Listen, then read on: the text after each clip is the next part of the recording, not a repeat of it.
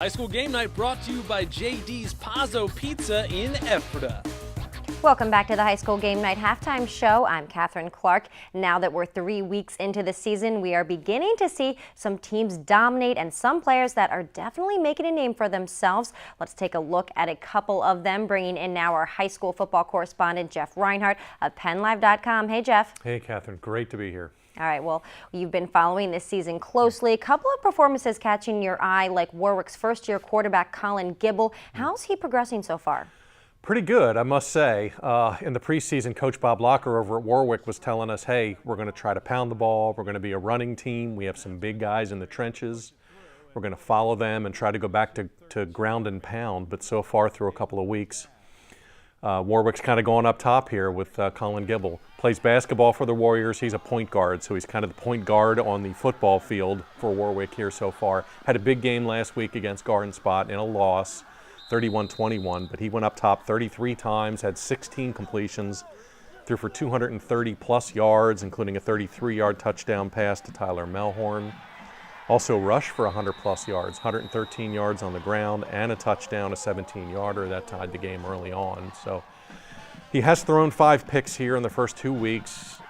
That was kind of bound to happen. He's a new quarterback, first time playing varsity under the lights on a Friday, and he hadn't played football in a couple of years. But I think he'll cut down on those picks the further we go. And he's been a playmaker. He's obviously shown here that he's a dual threat.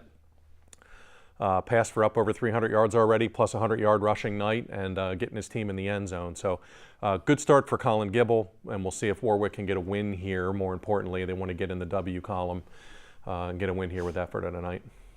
All right, definitely. Well, sticking with quarterbacks, how about the signal caller over in New Holland? Mitch Martin, 3 years under center for Garden Spot, and he's really starting to dominate. Give us an idea just how good his career has been there. He's had an outstanding career, a little bit under the radar. Don't forget the last 2 years, Garden Spot was down in Section 3, so they didn't get a ton of pub like your Manheims and Cocalicos of the world or the Wilsons, but Mitch has been fabulous as a dual threat kid, and he really went crazy against Warwick last week. Passed for 347 yards, a couple of bomb touchdowns. He had the 80-yarder to Daryl Hamilton. He had the 99-yard touchdown pass to Javon McIntyre.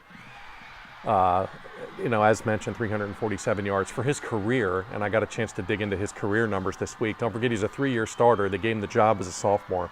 He's 200 for 388 for 3,386 yards, and the touchdown pass that he threw to Jake Reel against Warwick last week was his 40th career touchdown pass. He's only been picked 19 times. He's also rushed for 1,400 yards and 20 touchdowns. That came last week against Warwick, and this is my favorite Mitch Martin stat. With Martin playing quarterback for Garden Spot as a varsity starter, they are 20-4 coming into week 3. That's a heck of a record. Section 3 champs in 2012, a couple of district appearances. Mitch Martin has had a great career for Garden Spot, and he's not done yet. And finally, Cocalico's first 2 weeks of the season, very impressive, near the top of the league in most offensive and defensive statistics. So Jeff, fill us in on just how good they've looked. Well, the first 2 weeks they were fabulous before getting tripped up there against Cedar Cliff on Thursday night. But still, coming into week 3, Cocalico was at the top of practically every major statistical category in the LL League. Some of these numbers were just silly. Coming into the Cedar Cliff game, they had scored 97 points. That was most in the league. Plus 83 in scoring differential, which is a ton. They'd only given up 14 points coming into week 3.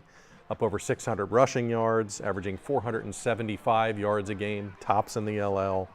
Giving up just 82 yards a game, number 1 in the LL. A lot of that had to do with the week 2 win over Ephrata when the Mounts only managed under 60 yards total in that game.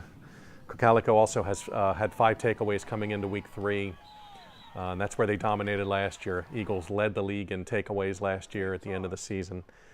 And coming into week 3, they'd only been penalized 4 times. So maybe not perfect, but near perfect in Cocalico's 2-0 start before getting tripped up. And they got to focus their attention now on the Section 2 schedule, which is going to be tough. All right, well, as always, thanks again, Jeff, for bringing the knowledge. We'll see you next week. Okay, thanks. All right, don't forget to check out Jeff's work at PennLive.com for all the latest on high school athletes throughout the LL League. Coming up next Friday on BRC 11's featured game, we kick off section play back in Lidditz as the Warwick Warriors host Cedar Crest. Warwick looking for a little payback from last year's fourth quarter defeat. We've got all the action live right here on BRC 11 in HD. Our coverage begins next Friday at 7 o'clock. Just a reminder, High School Game Night's post-game show airs tonight at 10:30 with Chad Landers and Brian Cass. But for now, we'll send you back to Grosh Field for second half action between Ephrata and Warwick. Enjoy.